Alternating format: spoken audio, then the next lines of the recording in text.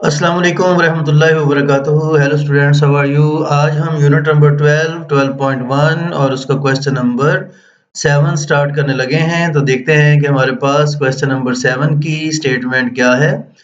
The marks obtained by the students of grade 10 in mathematics test were grouped into following frequency distribution। हमारे पास grade 10 के कुछ students थे और उन्होंने mathematics के जो टेस्ट हुआ उसमें जो मार्क्स हासिल किए, उन मार्क्स को हमने क्या किया कि एक फ्रीक्वेंसी डिस्ट्रीब्यूशन के अंदर लिख लिया है, यानी हमने एक टेबल बना लिया है और ये रहा हमारे पास टेबल। वो स्टूडेंट्स जिन्होंने 35 टू 37 मार्क्स हासिल किए वो 2 है। 38 टू 44 मार्क्स हासिल करने वाले स्टूडेंट 12 हैं। 45 टू 54 मार्क्स हासिल करने वाले 16, 55 टू 61 मार्क्स हासिल करने वाले 13, 62 टू 67 मार्क्स हासिल करने वाले 9 और 68 टू 72 मार्क्स हासिल करने वाले 3 स्टूडेंट्स हमारे पास हैं। अब हमने करना ये है कि ड्रा ए हिस्टोग्राम। हमने क्या करना है जी, हिस्टोग्राम बनाना है फॉर द अबव डिस्ट्रीब्यूशन। हमने कल भी पिछले क्वेश्चन में बताया कि जो हिस्टोग्राम होता है वो एक ग्राफ होता है कि जिसमें हम क्या करते हैं, रेक्टेंगल्स ड्रॉ करते हैं और वो रेक्टेंगल्स आपस में एक दूसरे के साथ मिली हुई होती हैं, एडजेसेंट होती हैं। तो इस तरह का जो ग्राफ होता है उसे हम हिस्टोग्राम कहते हैं। हिस्टोग्राम बनाने के लिए हमें कुछ चीज़ें रिक्वायर्ड है, तो चलें सबसे पहले वो चीज़ें, वो रिक्वायरमेंट्स हम पूरी करते हैं तो हिस्टोग्राम बनाना आसान हो जाएगा। तो यहाँ पर हमने क्या किया कि वो जो टेबल हमने पहले ऊपर बनाया हुआ था, जो हमें फ्रीक्वेंसी डिस्ट्रीब्यूशन दी गई थी, वो हमें हॉरिजॉन्टली दी गई थी, उसी को हमने वर्टिकली जो है वो ड्रॉ कर लिया है। जो हमने क्लासेस हैं वो इधर लिख ली हैं और ये जो फ्रीक्वेंसीज हैं वो हमने यहाँ पर लिख ली हैं। अब हिस्टोग्राम बनाने के लिए हमें सबसे पहले जिस चीज़ की ज़रूरत है वो है क्लास बाउंड्रीज। हिस्टोग्राम बनाने के लिए जो सबसे ज़रूरी चीज़ है वो हमारे पास है क्लास बाउंड्रीज। मैंने आपको ये बताया था कि चूंकि हिस्टोग्राम जो होता है उसकी जो रेक्टेंगल्स होती हैं उनकी वॉल्स आपस में मिली हुई होती हैं, उनमें गैप नहीं होता, तो लिहाजा जो हमारे पास क्लासेस हों उनके बीच में गैप नहीं होना चाहिए। लेकिन आप यहाँ पे देखिएगा कि ये जो हमारे पास फर्स्ट क्लास है उसकी जो अपर लिमिट है वो 37 है और जो हमारे पास सेकंड क्लास है उसकी लोअर लिमिट 38 है और दोनों के बीच में 1 का गैप है। तो लिहाजा अगर कोई भी ऐसी रकम जो 37 और 38 के बीच में है तो वो यहाँ पर शो नहीं हो सकती, जबकि क्लास बाउंड्रीज हमें हर वो वैल्यू देती हैं जो पूरे ग्रुप गिवन डाटा में हो, चाहे वो डेसिमल पॉइंट में ही क्यों ना हो। तो लिहाजा सबसे पहले हमने क्लास बाउंड्रीज जो है वो बनानी है। क्लास बाउंड्री बनाने का हमने तरीका पहले भी सीखा कि जो हमारे पास लोअर क्लास लिमिट्स हैं उनमें से हम क्या करेंगे, 0.5 माइनस कर देंगे और जो हमारे पास अपर क्लास लिमिट है उसमें 0.5 हम ऐड कर देंगे। तो चलें जी, 35 में से 0.5 हमने माइनस किया तो 34.5 हो गए और 37 में हमने 0.5 ऐड किया तो 37.5 हो गए। इसी तरीके से हम जो है वो नेक्स्ट क्लास की तरफ चलेंगे। 38 में से 0.5 माइनस किया तो 37.5 और 44 में 0.5 हमने ऐड किया तो 44.5। नेक्स्ट हम क्लास बाउंड्रीज बनाएंगे। 45 में से 0.5 माइनस किया तो 44.5 और 54 में हमने 0.5 ऐड किया तो 54.5 और यही तरीका हम करते चले जाएंगे और हम इस तरीके से तमाम क्लास बाउंड्रीज बना लेंगे। अब स्टूडेंट्स, इससे पहले हमने जितने भी क्वेश्चन किए थे उन क्वेश्चन की खास बात ये थी कि जो हमें क्लासेस दी गई थी उन क्लासेस का जो साइज था वो सेम था, यानी कि अगर हम जो है वो हर क्लास से दूसरी क्लास का साइज जब फाइंड करते थे तो वो सेम था, लेकिन इस टेबल में आप देख रहे हैं कि क्लासेस का साइज सेम नहीं है। वो कैसे?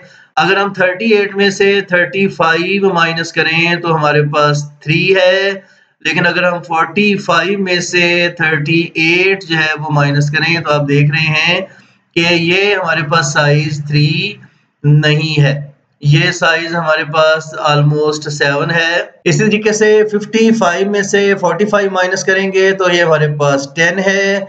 62 में से 55 माइनस करें तो आप देख रहे हैं कि ये जो हमारे पास साइजेस हैं क्लासेस के दरमियान में वो सेम नहीं है। तो सबसे पहले हम हर क्लास की विड्थ फाइंड करेंगे, यानी कि सबसे पहले हम ये फाइंड करेंगे कि हमारे पास कौन सी क्लास कितनी विड्थ रखती है, यानी उसका साइज कितना है। उसका आसान सा तरीका ये है कि जो हमने क्लास बाउंड्रीज बनाई हैं तो हमने करना ये है कि जो हमारे पास अपर क्लास बाउंड्री है उसमें से हमने लोअर क्लास बाउंड्री को माइनस कर देना है। तो लें जी 37.5 में से 34.5 माइनस करेंगे तो 3 आ जाता है। इसी तरीके से नेक्स्ट क्लास में भी ऐसे ही करेंगे। क्लास विड्थ फाइंड करने के लिए 44.5 में से 37.5 माइनस करेंगे तो ये 7 आ जाएगा। उसके बाद 54.5 में से 44.5 माइनस करेंगे तो 10 आ गया। 61.5 में से 54.5 अगर हम करेंगे तो ये हमारे पास आ जाएगा 7।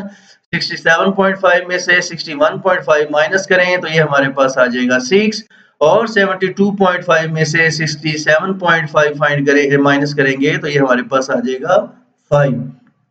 तो यहाँ पर आपने देखा स्टूडेंट्स कि क्लासेस का जो साइज है वो सेम नहीं है। पहली क्लास का साइज 3 है, दूसरी का 7, तीसरी का 10 और उसके बाद फोर्थ का 7, फिफ्थ का 6 और आखिरी का लास्ट का 5 है।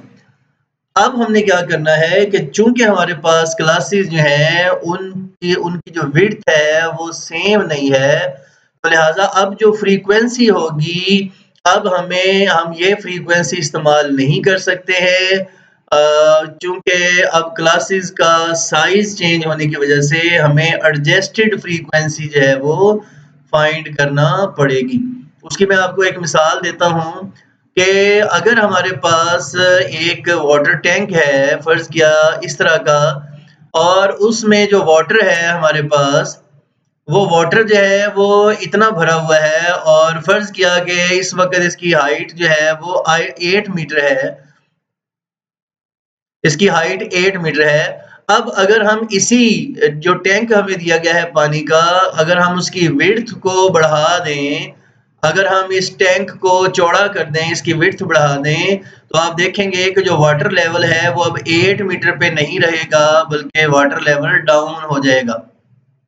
तो ये हमारे पास वाटर लेवल आप देख रहे हैं डाउन हो गया है और फर्ज किया कि हो सकता है कि ये 2 मीटर पे आ जाए। तो आपने देखा कि जब हम विड्थ जो है वो चेंज कर देते हैं तो साथ फ्रीक्वेंसी, क्योंकि वाई एक्सिस के ऊपर हमारे पास फ्रीक्वेंसी है, तो जब विड्थ चेंज होती है, विड्थ ज्यादा होती है तो फ्रीक्वेंसी डाउन हो जाती है। इस तरीके से अगर विड्थ कम हो जाएगी तो फ्रीक्वेंसी क्या हो जाएगी, हाई हो जाएगी। तो मैंने एक एग्जांपल से आपको बात जो है वो समझाने की कोशिश की। अब एडजस्टेड फ्रीक्वेंसी फाइंड करने का तरीका क्या है, तो चलें वो देखते हैं। तो अब हमने एडजस्टेड फ्रीक्वेंसी फाइंड करने के लिए करना ये है कि जो हमें गिवन फ्रीक्वेंसी पहले दी गई है 2, उसको हमने क्लास की विड्थ पे क्या करना है, डिवाइड करना है। 2 को 3 पे डिवाइड किया तो आ जाएगा 0.67। आई होप सो कि इजी है, आपको ये समझ आ गया होगा। अब नेक्स्ट क्लास की फ्रीक्वेंसी है 12, उसको हम किस पे डिवाइड करेंगे, वेरी गुड, हम उसे 7 पे डिवाइड करेंगे तो ये हमारे पास आ जाएगा 1.71। तो ये हमारे पास एडजस्टेड फ्रीक्वेंसी आ गई है। उसके बाद हमारे पास नेक्स्ट क्लास की फ्रीक्वेंसी है 16, जबकि उसकी विड्थ है 10, तो 16 को 10 पे डिवाइड करेंगे तो 1.6 आ जाएगा। नेक्स्ट क्लास की फ्रीक्वेंसी 13 थी और उसकी विड्थ हमारे पास 7 थी, तो इसको जब हमने एडजस्ट किया विड्थ के हिसाब से तो 13 को 7 पे डिवाइड करेंगे तो हमारे पास 1.86 आ जाएगा। इसी तरीके से नेक्स्ट क्लास की फ्रीक्वेंसी 9 है और हमारे पास विड्थ ऑफ क्लास 6 है, तो 9 को जब 6 पे डिवाइड करेंगे तो हमारे पास 1.5 आ गया। और उसके बाद नेक्स्ट क्लास की फ्रीक्वेंसी 3 है और उस क्लास की विड्थ हमारे पास 5 है, तो 3 को 5 पे डिवाइड करने पे 0.6 हमारे पास जो है वो एडजस्टेड फ्रीक्वेंसी आ गई है। तो यहाँ पर हमने देखा कि हमने क्या बनाना है, हिस्टोग्राम बनाना है। तो हिस्टोग्राम बनाने के लिए हमें क्या चाहिए थी, हमें क्लास बाउंड्रीज, और चूंकि ये क्लासेस की जो विड्थ थी और क्लासेस का जो साइज था वो सेम नहीं था, तो लिहाजा सबसे पहले हमने हर क्लास की विड्थ मालूम की और फिर उस विड्थ के हिसाब से जो फ्रीक्वेंसी है उसको हमने एडजस्ट किया। अब चलते हैं, इसी टेबल से हम क्या करने लगे हैं, अपना हिस्टोग्राम बनाने लगे हैं। सबसे पहले आपने ग्राफ पेपर लेना है। ग्राफ पेपर में आपने करना यह है कि जो हमारे पास एक्स एक्सिस है उसके ऊपर आपने क्लास बाउंड्रीज लेनी है, जबकि जो हमारा वाई एक्सिस है, वाई एक्सिस के ऊपर हमने फ्रीक्वेंसी लेनी है। एक अलग वीडियो में ग्राफ के ऊपर कैसे प्लॉटिंग की जाती है और स्केलिंग कैसे की जाती है, इंशाल्लाह इसकी एक अलग वीडियो बनाएंगे। अभी जो है वो हम अपने सवाल पे रहते हैं। तो चलते हैं, सबसे पहले हमारे पास जो क्लास बाउंड्री है वो स्टार्ट हो रही है 34.5 से और उसकी अपर लिमिट है 37.5।